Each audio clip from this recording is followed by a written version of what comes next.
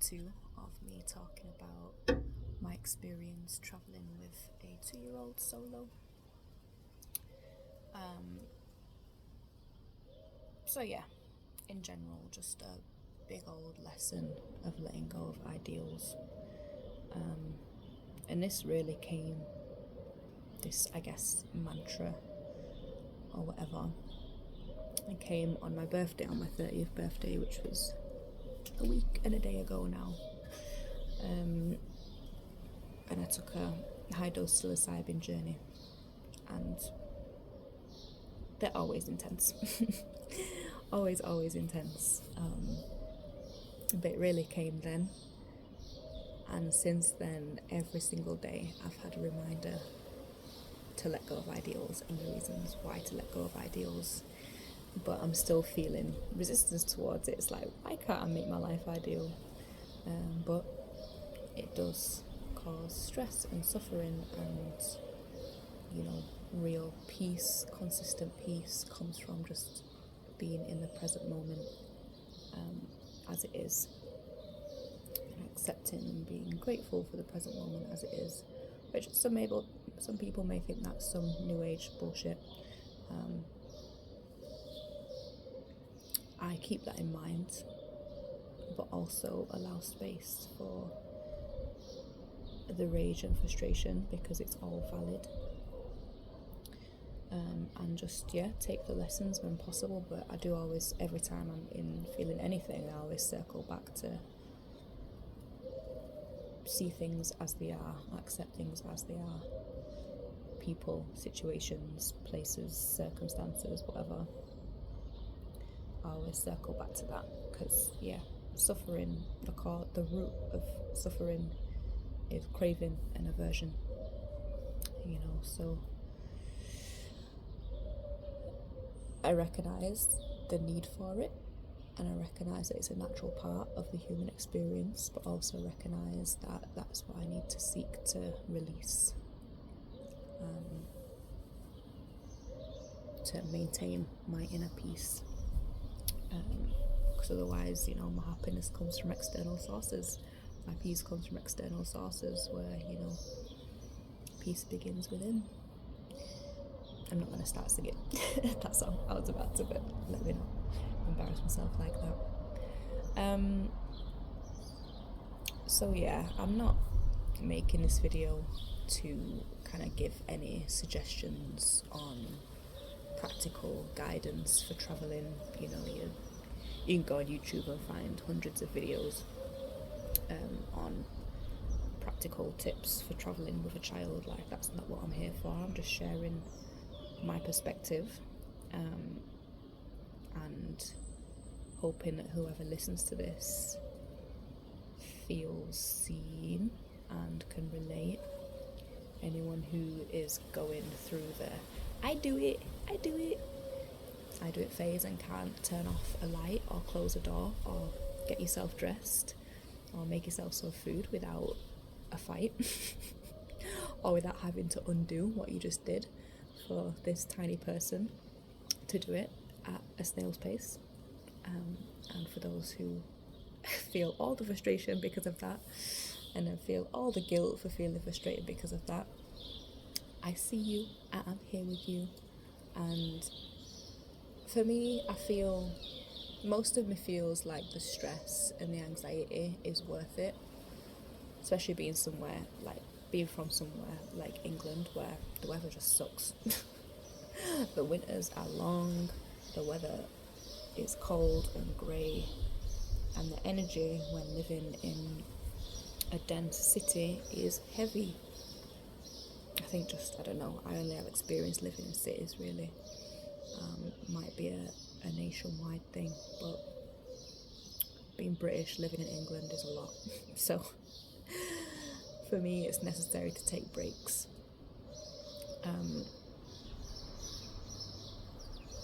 I would like to say the positives outweigh the negatives, but because the negatives, the challenges, are felt so strongly, it feels like the scales are tipped sometimes. But look, I'm sat here in the sunshine. It's a little bit cooler and more cloudy today than it has been, but yeah, I'm grateful to be here to try and have the reset that I need and bring myself into this transition. Like, also, I just turned 30, so I deserve the break, and the space away from the setting that we've been in. Like, since getting back from our journey last summer, the furthest I've been is to her grandma's house and to her auntie's house, which are like both a 45-minute drive away. Not left the Greater Manchester area once, not a single time. And I'm an explorer, I'm an adventurer. I love to be going places and seeing new places and whatever. And I've just been like, what happened, man? But also bearing in mind that it's been the winter and no one's trying to be outside when the weather's so grim. I wish I was one of those people who could just be out all weathers, but I'm not. I don't like to be cold, I don't like to be wet. I do not. I'm not going to pretend that it's any different.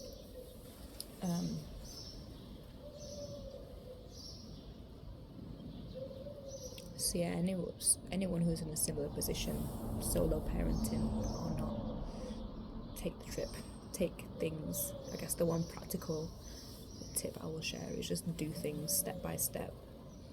I think one of the causes of so much stress for this trip in particular was I didn't start packing early enough. Usually I start packing like a week in advance, at least 5 days in advance, so I could just do it bit by bit.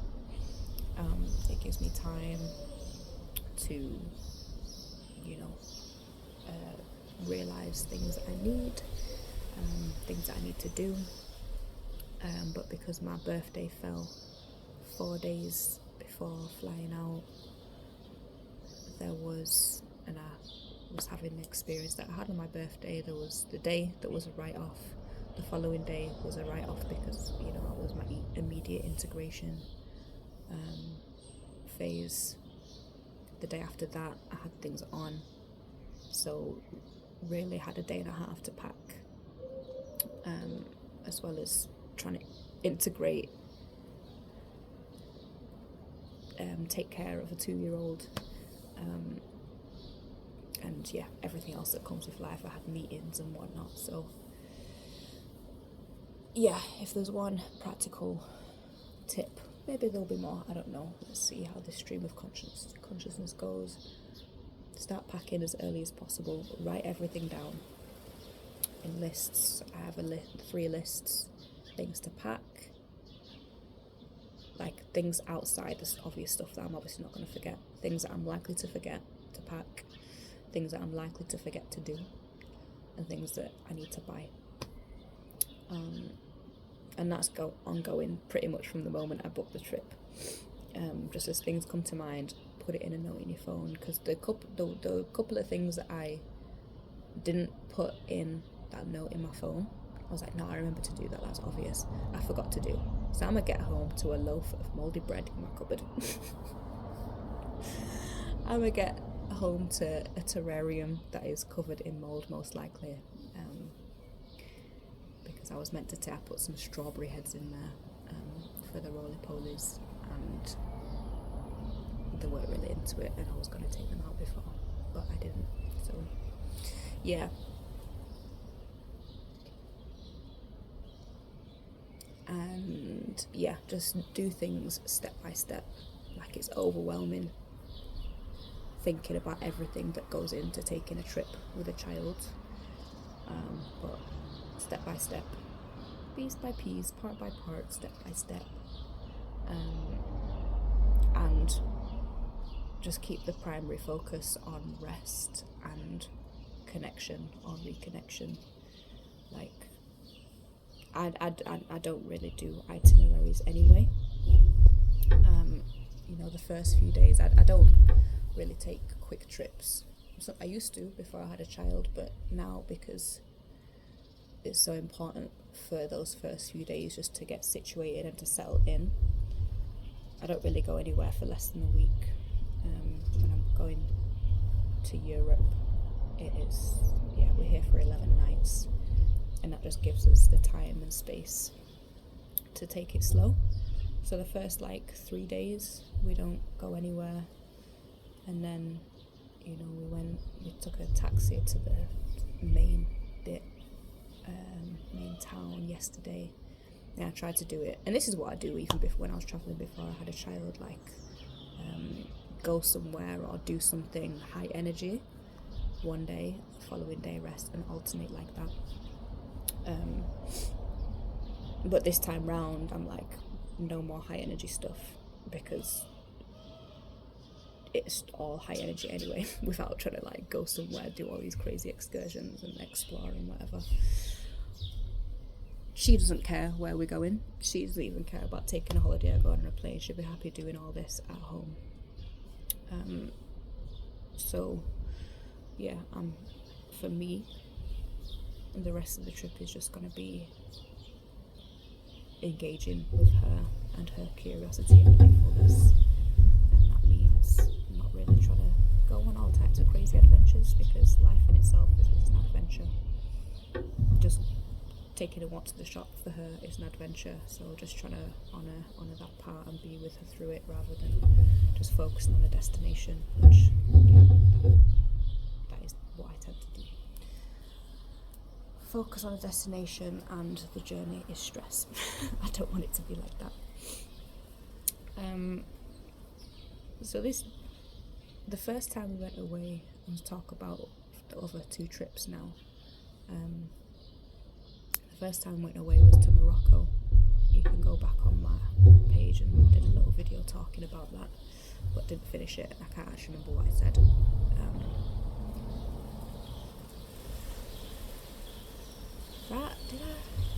I don't really feel like I felt as much anxiety about travelling that time, because I knew that I was ready. She was a year old, and I didn't want to go anywhere before she was a year old, before she was walking, because just the thought of her hands being on the floor in a different country with a whole different ecosystem of bacteria that she's not used to, I didn't feel comfortable doing that. So she started walking when she was 11 months, so we went 2 or 3 days after her first birthday. So yeah, she didn't have to worry as much about the new germs, even though I know that's good for her. I didn't just wanted to minimise the risks, and that flowed really well. I booked to stay somewhere way far out from the amenities, which I didn't realise that I didn't until I got there. So it was a moment of anxiety for the first couple of days, where I was like, do I stay here, do I try and book somewhere else? But it ended up being exactly where we needed to be, because we just got the peace and the break that we needed, and that was in January, so it was just great being in. It wasn't super duper hot, but it was nice warm weather, and we had a very authentic experience staying with a local family. Having the mum of the family cook for us every day. It was really beautiful. The second trip was later that year, as I said, when she was about 20 months old, and this time we travelled with friends, and we went to a couple of festivals, one in Benicassim, Rotterdam, and one in Portugal, Hindub. So it was about a month-long trip in total, and I guess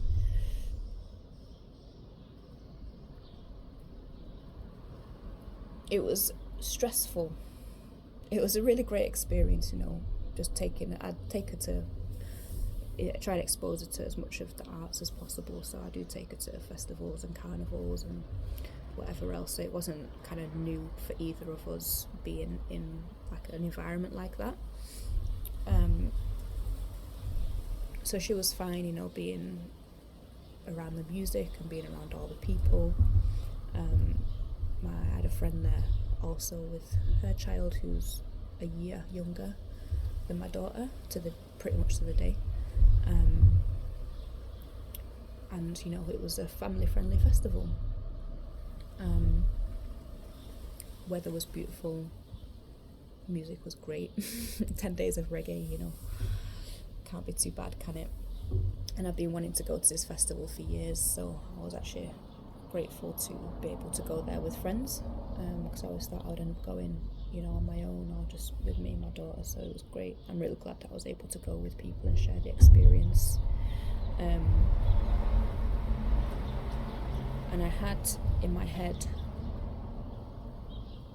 that this is another example of ideals and expectations being the cause of suffering, because travelling with someone, the person who I travelled out with, she doesn't have any children. So I guess I had this expectation subconsciously in my mind that it would be easier because I would have help day to day, and I could get a little bit more time to myself. Like, you know, my friend, she already has a really great connection with my daughter.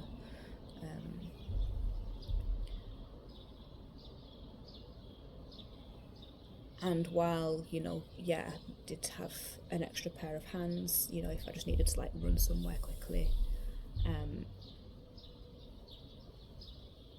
it wasn't to the extent that I thought it would be. And then I ended up feeling like was down to the way that I think. Kind of felt like I had to not only take care of, you know, me and my daughter and our stuff. I felt like I had to look out for a lot more people. But she didn't come from anyone else, it came from me. And so that I found really challenging.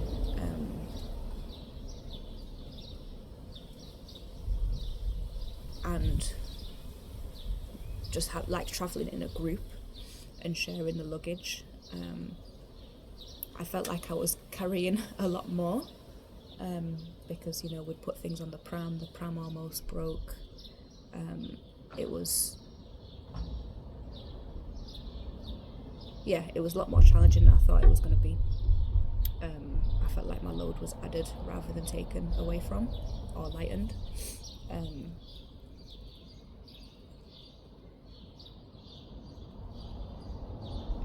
And yeah, I guess I'm not used to being in the presence of anybody outside my daughter 24/7, and not having that kind of like time away to retreat. Like my mind, I was always on. So, and again, this is nothing to do with my friend. You know, my friend was just there, you know, having her experience, being herself, and she's great. You know, I have all the love in the world for her. It's just, you know, this is just because my mind works how it works. Being an introverted person, that time away to retreat and recalibrate is important, and I didn't realise how important it is for me to like just be alone, like when my daughter is napping. Because I didn't at no point through that month journey did I feel like I was able to switch off. As well, on the first day of the festival, I was attacked by a man, of course, and then within the same 3 minutes following that, I witnessed him attempting to attack 3 or maybe even 4 other women, and had to deal with the Spanish police. And so that was the first night of the festival, literally just as I was about to go to bed. So that kind of coloured the experience. So then that, as well as being in this new place, being in a group, as well as being with tending to my daughter and her needs, not having any brain space, being in a really stimulating environment for 10 days, the attack, it coloured the experience, and I was just on high alert the whole time. And I felt like it was a really predatory environment. And I don't know if that was the case. Obviously we were in Spain in 30 odd degree heat, so everyone was walking around in bikinis, minimal clothing. and of course, people are gonna be looking. But it seemed, I felt like that's all I could see, and I just had to be on high alert the whole time. So that in itself is very, very draining. And then we took a very slow journey across to Portugal, and the second festival was much smaller, much less commercial. It was much more kind of community, family orientated, much less stimulating. It was a dub festival rather than a reggae festival, so just naturally much more chilled. And we were in a camper van, and it was in a beautiful setting. I would recommend this festival. It's small, it's intimate, and yeah, there's just lots going on for the kids, for the family. There's a lot to learn there, and I loved that they only have one sound system going at a time, so there wasn't any sound clashes.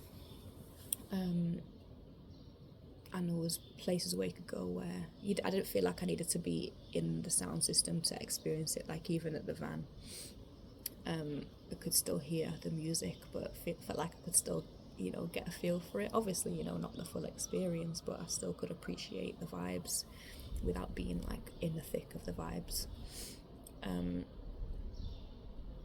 So that was really beautiful.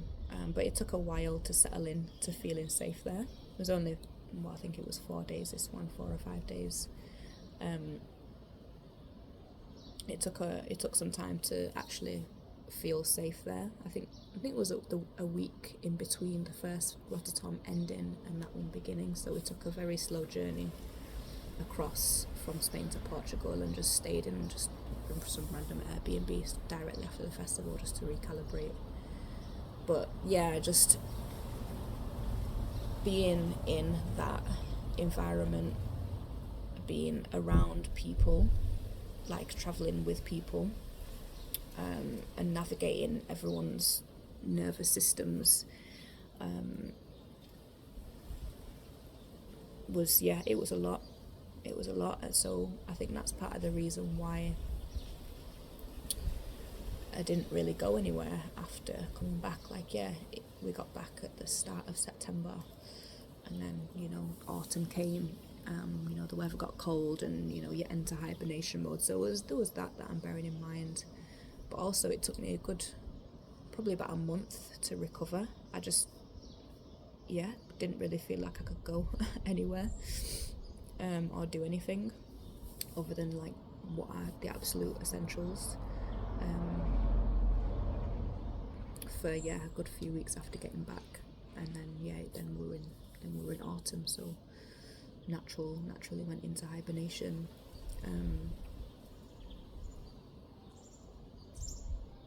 My daughter came out in this rash a couple of days before we came back, so that was like it felt like one thing after another, like on a very like I've had to watch how I speak about this trip, because again, as I said, in the previous video, like my mind is very geared towards negative, but on a very surface level, it was great, being able to go and be in the sunshine for a month straight, when in England, the weather was, pretty much a washout through the summer. Being able to go and have that experience with my friends, be in the sunshine, experience all these really great musicians, in these beautiful settings, being in a different country and exposing my daughter to a different culture. It's all learning. I teach her Spanish. I teach her all the Spanish that I know, which isn't, my Spanish is all right. I'm not fluent, but just her being there and being able to further her learning from such a young age, it really is a blessing.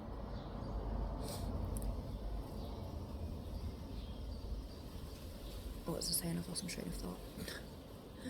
Yeah, but I noticed when people were asking me about the trip after I got back, and even up to the present day, I go to list all the stress, but it was one thing after another. And on the in-between was, we were in this great environment around great music and great weather. but there was a lot of really stressful things that happened from the off. Actually, no, from the first 3 days were beautiful. We got there a few days before the festival and stayed in Valencia, and we all came together. One of the girls doesn't live in the same city anymore, so we were able to come together, have a few days up in the mountains, just kind of being with each other, reconnecting before going to this festival. That was really beautiful. The place was amazing. But yeah, once we got to that first festival, and then it being set off by, the attack, I felt like I went onto a low frequency, like I was just on guard and angry, like how dare this person do that to me and whoever else had done it to. Apparently being seen in the festival, but nobody wanted to come out at the festival to deal with it, and it happened to us in the campsite, or happened to me in the campsite.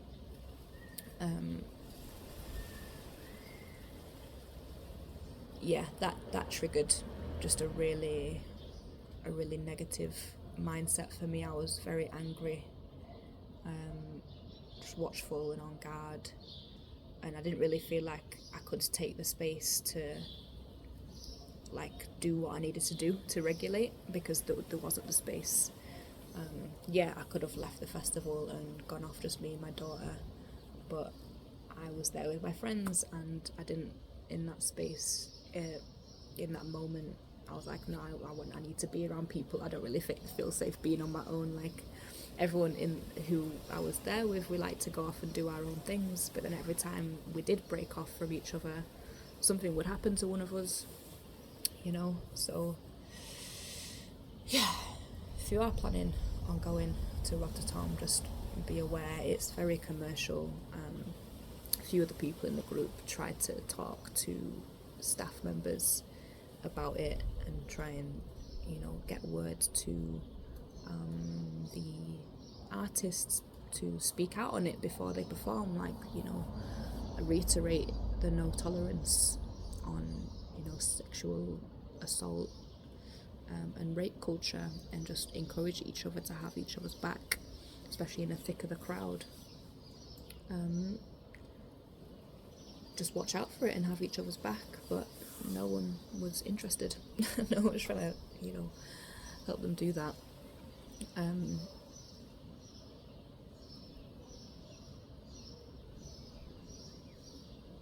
So yeah, that was the second trip. And yeah, I think that's all I've got to say. But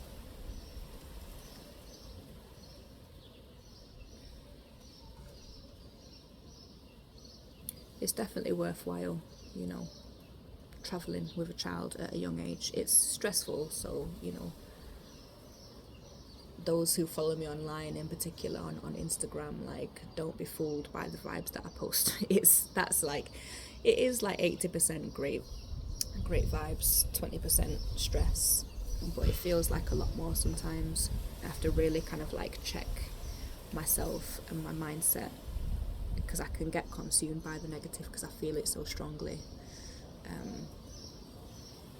and I think that's just a natural human thing, to notice the negative more than the positive and attach the negative more than the positive, especially when you are dealing with trauma and recovering from trauma. It's very easy to be re-triggered, and yeah, that can take over your whole body more than the positive can. When your baseline is chaos, when your baseline is trauma, when your baseline is stress. So if you relate, I hope this was helpful.